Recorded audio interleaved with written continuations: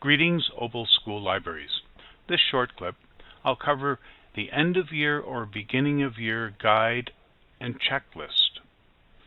If you have any questions or would like some assistance, please call 877-331-1022 and ask for tech support, or you're welcome to email support@opalsinfo.net.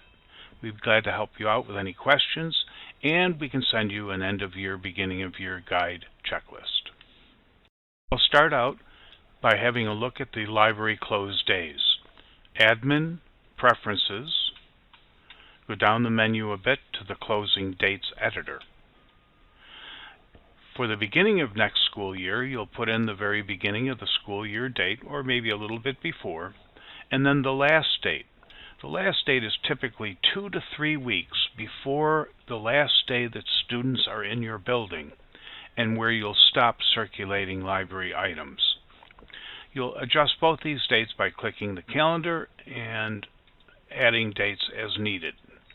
You'll also most likely find that you have closing dates from this past school year.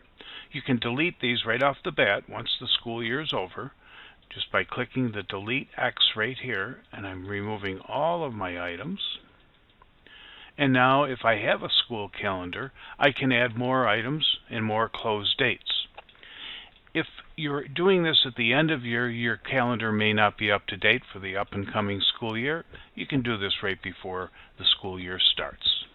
Make sure you hit Save to save your changes.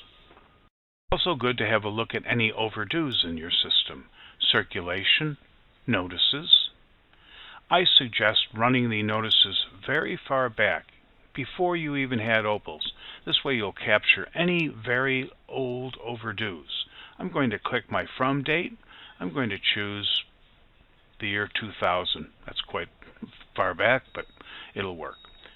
So I've got September 1st, the year 2000, through the future or the date you're running this. Create Report. You'll have a listing of all your overdues.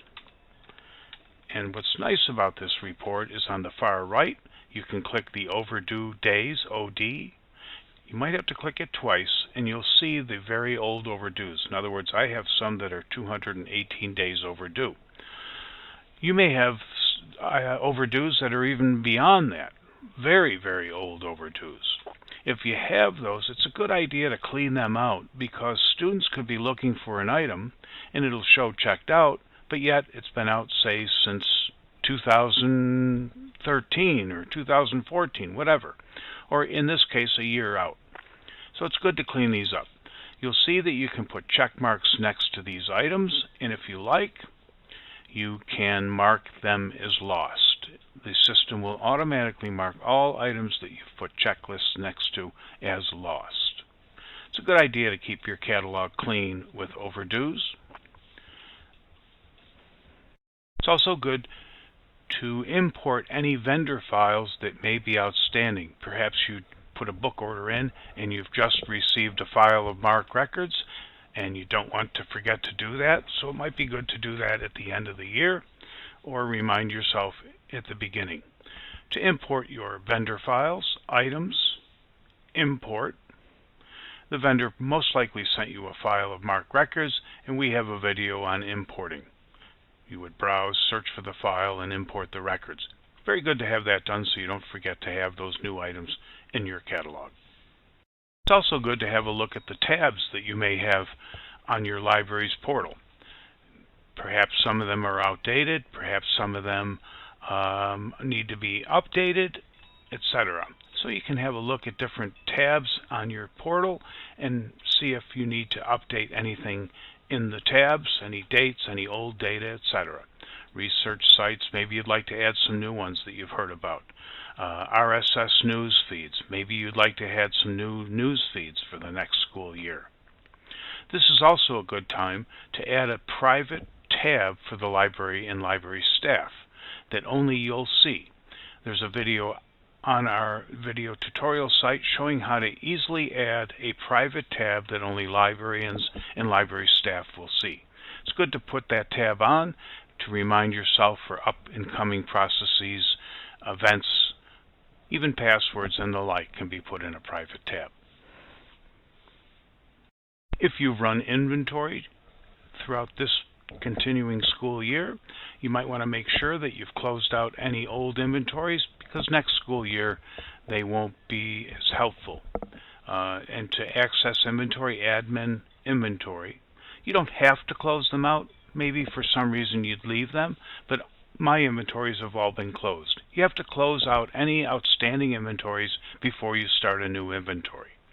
We also have video tutorials on inventory.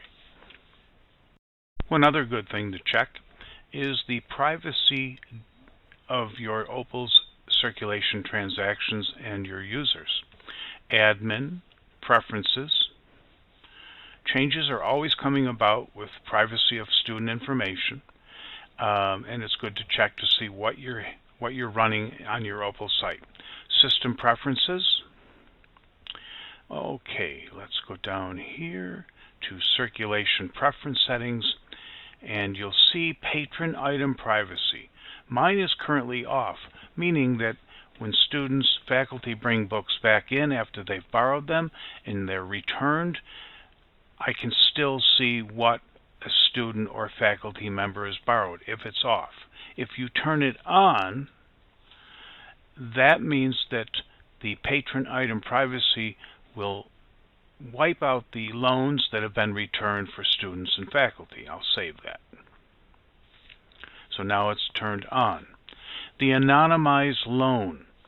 Right now mine is off. If you click here, you can have the system clear out loans and the borrower's name upon return, after 5 days, 10, 30, 60, etc., all the way down to prior to the current school year.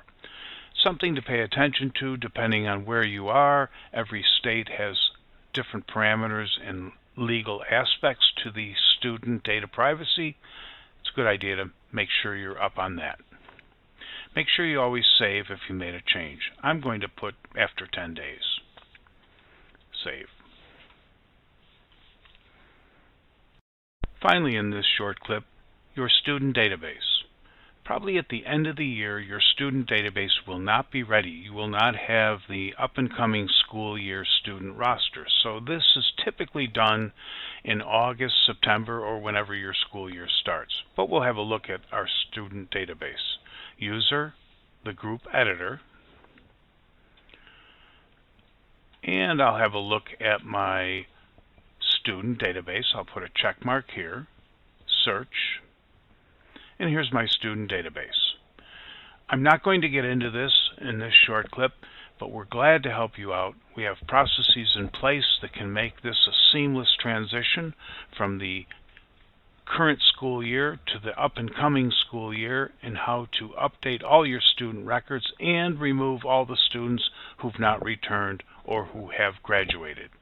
Again, please contact us for help.